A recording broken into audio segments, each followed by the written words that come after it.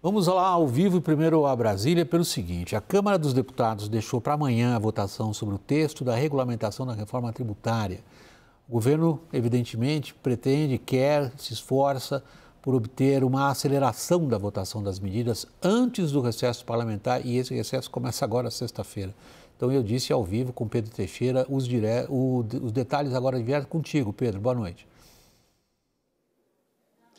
Oi, William. Boa noite para você e a todos que nos acompanham aqui na CNN. O texto já foi apresentado pelo relator, o deputado Reginaldo Lopes, do PT de Minas Gerais. A base governista fez um movimento para tentar votar o texto já nesta segunda-feira, mas por decisão do presidente da Câmara dos Deputados, Arthur Lira, os parlamentares apenas discutiram pontos ali do texto apresentado na noite desta segunda-feira, mas a votação do mérito ficará para esta terça-feira, tem sessão convocada para as 9 horas da manhã. Destaques do texto que foi aprovado no Senado e modificado aqui na Câmara dos Deputados. O Reginaldo Lopes, ele retirou o saneamento básico do imposto reduzido a 60%, que foi incluído lá no texto do Senado. Além disso, água mineral e biscoito também foram retirados da lista de alimentos com isenção de 60%. Por sua vez, os refrigerantes, as bebidas açucaradas, retornaram como um imposto do pecado, com um imposto um pouco maior. Inclusive, o Reginaldo Lopes, relator aqui da matéria, está chegando para conversar com os jornalistas. A gente está ao vivo acompanhando a movimentação aqui na Câmara dos Deputados, viu, William? Mas a votação ficará para amanhã. Volto com você. Obrigado, Pedro. A gente está acompanhando, o Pedro e o nosso pessoal está acompanhando lá as informações que o Reginaldo Lopes tem a dar. Se vier alguma coisa diferente do que já temos, a gente interrompe nesse momento. Michara, eu tenho certeza que, como nós, jornalistas profissionais, boa parte do público está perguntando o seguinte: saiu uma reforma da Câmara, foi para o Senado, ali foi mudada, voltou para a Câmara, foi mudada de novo. Nós estamos diante do quê? Bom, boa noite, William, Caio, Daniel. Você observou bem, William? O Senado fez um escrutínio delicado, atencioso, né, e demorado até sobre o projeto oriundo da Câmara, né? Só para lembrar, o governo apresentou esse projeto em 25 de abril e ele foi votado na Câmara no começo de agosto e ele chega no Senado em 7 de agosto. O Senado conclui a votação na semana passada. Ontem, o projeto chega de volta na Câmara. E hoje sai um relatório novo. Esse relatório novo tem coisas boas e novas, mas as boas não são novas e as novas não são boas. Eu destacaria, assim, em primeiro lugar, o seguinte, e não tem como a gente falar de outra maneira, é uma certa desmoralização do Senado, né? Porque o Senado ficou meses debatendo o texto, evoluiu em várias coisas positivas no texto e agora, aparentemente, a proposta nova, do voto novo do relator, que saiu aproximadamente 1 hora atrás, desconsidera quase tudo que o Senado fez. Então, é de se perguntar, para que o princípio da bicameralidade no Brasil, né? Porque, no fundo, está prevalecendo exatamente como aconteceu na votação da PEC 45, tudo o que a Câmara fez. E o que o Senado incluiu está sendo praticamente desprezado integralmente, né? Justamente o Senado tem um peso importante no Pacto Federativo, porque é ali que os estados estão representados. Exatamente. E a prevalecer o novo voto do deputado Reginaldo Lopes hoje, eu acho que quase tudo que o Senado fez será desfeito, não voltar para aquele texto original da Câmara. E um outro ponto, William, que eu acho que também a gente tem que se indagar aqui, é o seguinte: a quem interessa essa sofreguidão, né? O texto chegou ontem, como eu referi, do Senado. Ia ser votado agora. Ficou para amanhã, porque o presidente Arthur Lira assim decidiu. Mas a gente precisa lembrar aqui, a quem nos assiste, o seguinte: essa reforma ela tem uma transição longa, uma transição que começa em 2026, com uma alíquota simbólica de 1%, talvez nem isso, né, porque na proposta do Senado essa alíquota simbólica já sairia, então a transição começaria só em 27 e vai até 2032. Então, de qualquer maneira, não vai acontecer nada ano que vem, só vai acontecer em 2026. Por que essa sofreguidão? Por que nós vamos votar um projeto que tem 445 artigos, 23 anexos, do dia para a noite? 600 páginas. Pois é. Daniel.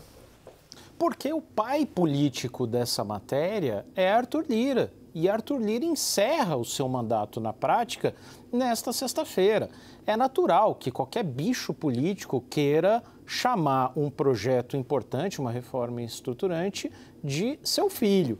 Arthur Lira tem essa última possibilidade até sexta-feira. Deixou passar, não é mais dele, né? Pelo menos não para a plateia. Então, para mim, está claro. Você fala, Bixara, que a Câmara reverteu ali uma série de mudanças feitas pelo Senado, e ela quem vai ter a última palavra. A gente está na fase em que a Câmara só diz sim ou não para as mudanças feitas do Senado, e aí acaba a tramitação. Tem uma que está ficando, e eu falava na semana passada, William, de nunca ter visto em meus 20 anos de Brasília tamanha força dos lobbies setoriais aqui no Congresso, na Câmara ou no Senado, não importa, mas uma movimentação absurda pelos corredores do Congresso, tentando emplacar essa ou aquela isenção ou benefício, etc. Um benefício que está ficando, que não foi alterado, pelo menos até agora, está no relatório do Reginaldo Lopes, é um benefício que, veja só, teve a venda de uma refinaria da Petrobras em 2022 para investidores privados por 257 milhões de dólares. Isso a preço de hoje dá 1 bilhão e meio de reais. Só em benefício tributário por ano são até 3,5 bilhões de reais ao classificar essa refinaria como algo pertencente à Zona Franca de Manaus e, portanto, detentora de direitos tributários, que é o que está acontecendo. Ela vai receber todos os direitos de qualquer outra empresa instalada na Zona Franca, sendo que ela, inclusive, exporta combustível para outros lugares fora da Zona Franca. Então, você veja, em um ano, ela vai ter benefício de 3 bilhões e meio de reais por um ativo que ela pagou 1 bilhão e meio de reais. É esse tipo de loucura que está aparecendo e que a gente vai descobrir aos pouquinhos na reforma tributária. Caio, o que está acontecendo, Caio? Não, William, na verdade, isso que o Daniel coloca, né, eu não colocaria só o Arthur, né, eu colocaria o Rodrigo Pacheco também, né, é o final da legislatura de 4 anos dos dois, e os dois querendo deixar um legado. Muito embora seja também uma justificativa, assim, não é completa, né, porque se a gente considerar que a PEC da reforma tributária já foi aprovada, né, já foi promulgada, e que há 2 textos para regulamentá-las, né, e um é esse, a gente está falando de um, o outro está na Câmara ainda, sequer foi do Senado. Então, de qualquer maneira, ele não está entregando, o Arthur Lira e o Rodrigo Pacheco não estão entregando a PEC em sua plenitude, eles estão entregando parcialmente, entregaram a PEC principal, mas os projetos de regulamentação, concluindo esse amanhã, fica faltando mais um. Né? Agora, sim, querem mostrar que entregaram quase tudo. Acho que a grande justificativa é isso.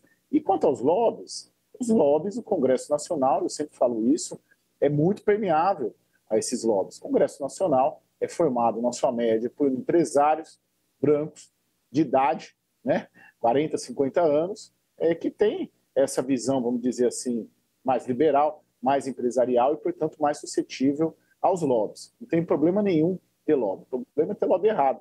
Né? O problema é o lobby influenciar por uma decisão equivocada, como que a Bixara colocou ali algumas sugestões. Bixara, tem um problema um pouco mais abrangente aí, que é o qual eu queria submeter a sua apreciação nesse instante, que é o seguinte. Como o próprio Caio diz, o lobby é parte do jogo. No Brasil não é regulamentado, em outros países como os Estados Unidos até seria uma boa sugestão, regulamenta logo o lobby, porque daí as coisas ficam um pouco mais definidas, ou melhor definidas. A questão é saber se o espírito dessa reforma tributária, que a gente talvez possa definir como simplificação, o que daria aumento de produtividade para as empresas, simplesmente porque elas terão a vida mais fácil depois dessa reforma, está mantido ou não com o número de exceções, com a atividade dos lobbies e com esse vai e vem entre as casas legislativas. Preservou-se o bem geral, ou diante do espetáculo que você mesmo está apontando como bizarro, este bem comum geral acaba se diluindo? William, eu acho que a ideia original da reforma era muito boa e acho que ela continua com a espinha dorsal ereta. Agora, tem muito detalhe que ficou ruim, né? O Daniel mencionava a questão dos lobbies, né? Eu até tendo a crer que é natural, né, que os setores empresariais apresentem suas teses no Congresso, né? Isso eu acho que é supernatural, até porque se não for assim, só o governo é que vai se manifestar. O rolo compressor do governo, mais uma vez, vai fazer o que bem entende com os contribuintes do Brasil. Agora, claro que há situações que são um pouco, vamos dizer assim, esdrúxulas, né? Por exemplo, nós estamos saindo da reforma com uma alíquota reduzida para SAF de futebol e cinema e com uma alíquota cheia para saneamento e aviação. Então, você vai ver, por exemplo, no caso da aviação, nós vamos ter um aumento de aproximadamente 25% nas passagens. Quer dizer, a aviação vai ser cada vez mais coisa de rico mesmo, né? Saneamento, eu acho que a gente não precisa nem explicar, né? Assim, é uma coisa de uma simplicidade até constrangedora. No entanto, nós estamos com uma alíquota cheia. Claro, então eu acho que há situações que poderiam ter sido melhor endereçadas. Agora você me pergunta da simplificação. No Senado, surgiu uma coisa que causou uma perplexidade geral na comunidade jurídica, que foi o seguinte: a volta da substituição tributária. Substituição tributária é um jabuti tributário que basicamente só existe no Brasil como desenhado. Quer dizer, é o tributo que tem que ser cobrado em várias cadeias.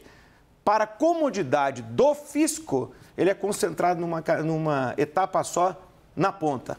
Isso sempre foi apontado como uma das principais críticas ao nosso ICMS. E, no entanto, qual não foi a nossa surpresa? Volta no Senado a substituição tributária. Então, você pergunta da simplificação. Eu acho, William, que no final da linha o sistema será simplificado, mas vai demorar um pouco, né? Porque só vai simplificar lá em 2033, quando acabar a transição. E a gente tem que lembrar, que é uma outra crítica que eu também faço ao texto final, que as relações privadas não estão sendo normatizadas na reforma. Então, haverá um aumento de carga que será necessariamente repassado ao consumidor final, porque é preciso lembrar que essa é uma reforma do tributo sobre o consumo. Então, quem vai pagar a conta? Todos nós, quando consumimos algum bem ou serviço.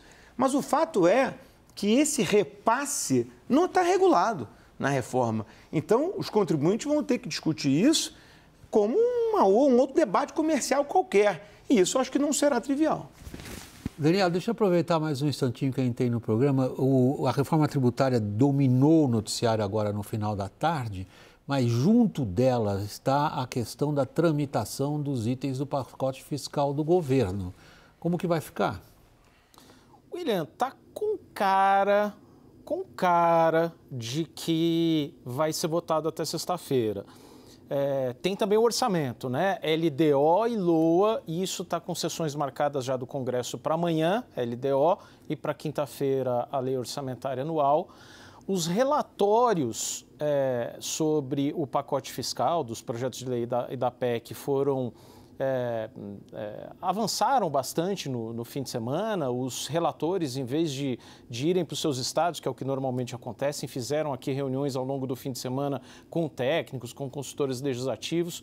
Então está com cara de que vai ser votado. Aí vem uma pergunta: a que custo vai ser votado? Ao custo do pagamento de R$1 bilhão em emendas parlamentares por dia. É certo que elas estavam represadas, mas ainda com todas as incertezas que a gente cansou de dizer aqui na semana passada, R$1 bilhão de emendas parlamentares por dia. Lula acabou de mandar aqui, pouco antes da gente entrar no ar, um pacotão com 18 indicações para agências reguladoras, muitos nomes, a maioria dos nomes ligados a senadores ou deputados da base aliada para agradar a base. E você tem ali esse pacote fiscal culminando o que foi a gestão Arthur Lira. O que é um processo muito concentrado nos relatores, em que as bancadas, tirando os líderes, os deputados não participam, porque os textos chegam em cima da hora no plenário, são votados sem o consentimento, sem o escrutínio dos deputados, e a gente fica descobrindo ali, em cima da hora, o que tem nos textos, o que tem de detalhe, o que tem de jabuti. Essa vai ser, mais uma vez, a cara do ajuste fiscal do pacote que vai ser votado ao longo da semana. Tudo em cima da hora, sem a gente saber das alterações, com tempo prévio para digeri-las. Eu só queria colocar, né, William, que... Claro, Caio, para a gente encerrar, vamos lá. Esse aperto todo na agenda, ele se deve ao fato do próprio governo, Palácio do Planalto, ter demorado 2 meses para definir o que seria o pacote. Né? Parte daí. Né? O pacote foi apresentado no final de novembro. né, para ser aprovado neste ano. Ou seja, tem lá sua responsabilidade o governo também. E o Supremo Tribunal Federal, em todo esse processo de idas e vindas, de não aceitar também a solução do Congresso Nacional para as emendas, também acabou atravancando o processo também.